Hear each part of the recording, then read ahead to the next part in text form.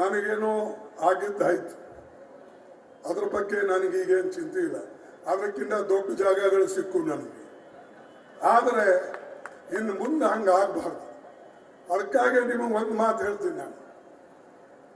ಈ ಓಟ್ ಯಾವುದೇ ರೀತಿಯಿಂದ ತಪ್ಪಬಾರದು. ತಪ್ಪಿದ್ರೆ ನಾನು ತಿಳ್ಕೊಳ್ತೀನಿ ನನಗಿಲ್ಲಿ ಸ್ಥಾನ ಇಲ್ಲ, ಅಥವಾ ನಿಮ್ಮ ಹೃದಯದಲ್ಲಿ ಅಥವಾ ನಿಮ್ಮ ಹೃದಯ ಗೆಲ್ಲಕ್ಕೆ ನನಗೆ ಸಾಧ್ಯ ಆಗಲಿಲ್ಲ ಅಂತಕ್ಕಂಥದ್ದು ನನಗೆ ಅನಿಸ್ತದೆ. ಕೊನೆಗೆ ಒಂದು ಅಪೀಲ್ ಮಾಡ್ತೀನಿ, ಏನು ಇದು ಅಂತೂ ಆಯಿತು, ಓಟ್ ಸಿಗಲಿ ಸಿಗದೇ ಇರಲಿ, ಕನಿಷ್ಠ ನಾವು ಒಳ್ಳೆ ಕೆಲಸ ಏನು ಮಾಡಿದ್ದೇವೆ ಗುಲ್ಬರ್ಗದಲ್ಲಿ, ಕರ್ನಾಟಕದಲ್ಲಿ, ಅದು ನೆನಪಿಸ್ಕೊಂಡು ಕೊನೆಗೆ ನಾವು ಸತ್ರೆ ಅಟ್ಲೀಸ್ಟ್ ಮಣ್ಣು ಹಾಕಾಕಾದ್ರೂ ನೀವು ಬನ್ನಿ, ಇಷ್ಟಾದ್ರೂ ಒಂದು ಉಪಕಾರ ಮಾಡಿ.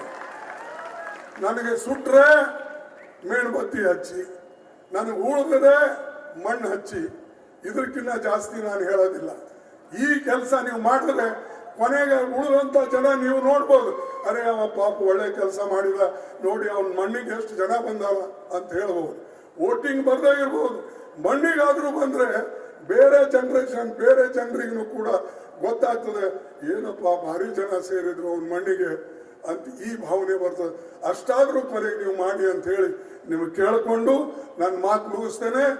ನೀವು ಗಟ್ಟಿಯಾಗಿರ್ಬೇಕು ಅಂತಕ್ಕಂಥದ್ದು ಹೇಳಿ ನನ್ನ ಕೊನೆ ಮಾತುಗಳನ್ನು ನಿಮ್ಗೆ ಹೇಳ್ಕೊಂಡು ನನ್ನ ಮಾತು ಮುಗಿಸ್ತೇನೆ. ಜೈ ಹಿಂದ್, ಜೈ ಭಾರತ್.